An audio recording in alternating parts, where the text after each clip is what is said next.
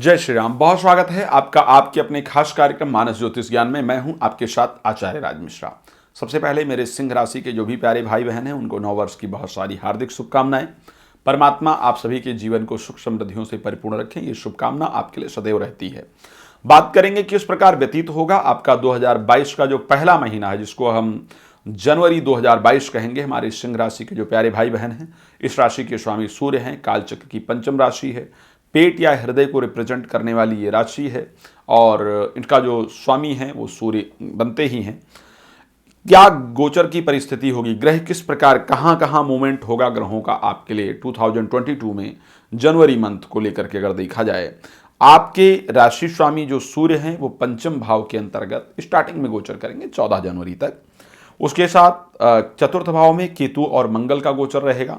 छठे भाव के अंतर्गत बुध और शनि गोचर करेंगे। सेवंथ हाउस के अंतर्गत बृहस्पति आकर के गोचर करेंगे और 10th हाउस के अंतर्गत राहु का गोचर होगा। तो अधिकतम जो ग्रहों का गोचर होगा आपकी कुंडली के अंतर्गत 4th से लेकर के 10th हाउस तक ग्रहों का गोचर होगा और ये सभी ग्रह यहाँ पर गोचर करके आपको नई नई चीज़ें, नई नई ऊर्जा प्रदान करने का जो प्रयास है वो निश्चित रूप से करेंगे। तो क्या परिस्थितियां आपके लिए इनके गोचर के कारण रहने वाली है, आइए इस पर हम चर्चा करते हैं और आपको जानकारी देते हैं। शुक्र का जो गोचर होगा वो आपके, क्योंकि कुंडली के अंतर्गत अगर शुक्र के गोचर को लेकर के हम बात करें तो शुक्र का जो गोचर है वो आपका सूर्य के साथ ही रहने वाला है और 27 फरवरी को जाकर के मकर में गोचर करेंगे।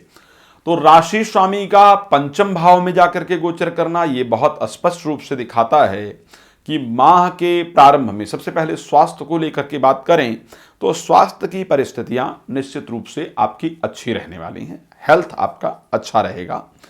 पंचम भाव में राशि स्वामी का गोचर करना प्रेम संबंधों की तरफ बहुत झुकाव देता हुआ दिख रहा है।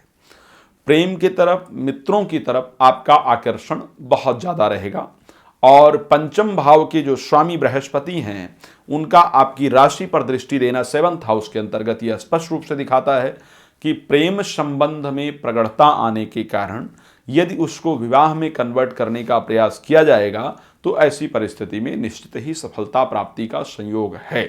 तो प्रेम संबंध को लेकर के ये समय अच्छा है। एजुकेशन की तरफ भी आपका झुकाव बनेगा और बृहस्पति की दृष्टि लग्न पर या आपकी राशि पर होने के कारण एजुकेशन में भी आपको अच्छे रिजल्ट मिलते हुए दिख रहे हैं। अच्छी सफलता आपको प्राप्त होती हुई निश्चित रूप से दिख रही है। शुक्र का पंचम भाव में जाकर के गोचर करना, क्योंकि 10th हाउस के स्वामी शुक्र हैं, 3rd हाउस के स्वामी शुक्र हैं, आपके आत्मविश्वास, आपके कॉन्फिडेंस लेवल को ये प्लैनेट बढ़ाएंगे और कार्य क्षेत्र में एक अच्छा रिजल्ट जिसको कहा जा सकता है वो निश्चित रूप से यहाँ पर प्राप्त होगा। तो ये भी परिस्थिति करीब करीब अच्छी है।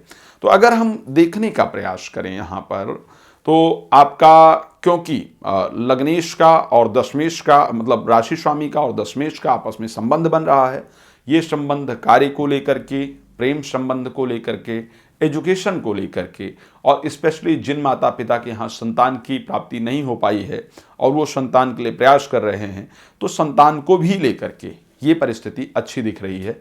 इन पॉइंट ऑफ व्यू से ये मंथ जो है वो अच्छा जाता हुआ दिख रहा है। लेकिन यही है नहीं, बहुत सारी चीज़ें जीवन के अंतर्गत है और प्रत्येक परिस्थितियों को देखने की आवश्यकता भी कुंडली के अंतर्गत या राशि के अंतर्गत जरूर पड़ती है। 4th हाउस में जब जाते हैं तो केतु और मंगल का संयोग दिखता है और ये संयोग ये बताता है कि आपका प्रॉपर्टी को लेकर के वाद विवाद इस महीने होने वाला है, वाहन को लेकर के वाद विवाद होने वाला है और चोट इत्यादि लगने की संभावना है, तो वहां पर ध्यान देने की आवश्यकता है। साथ में क्योंकि 2nd हाउस के जो स्वामी बुध हैं वो आकर के 6th हाउस के अंतर्गत गोचर करते हुए दिख रहे हैं। छठे भाव के अंतर्गत इनका गोचर करना यह स्पष्ट रूप से दर्शाता है कि आर्थिक मामलों में विशेष ध्यान देने की आवश्यकता है।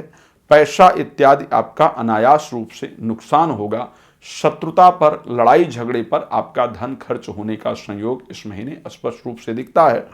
पारिवारिक सामंजस्य ना बैठने का जो समय है वो भी इस महीने कहीं ना कहीं आपकी कुंडली में नजर आता है, आपकी राशि में नजर आता है, क्योंकि 14 तारीख के बाद आपके राशि स्वामी सूर्य जो है वो 6th हाउस के अंतर्गत गोचर करने चले जाएंगे।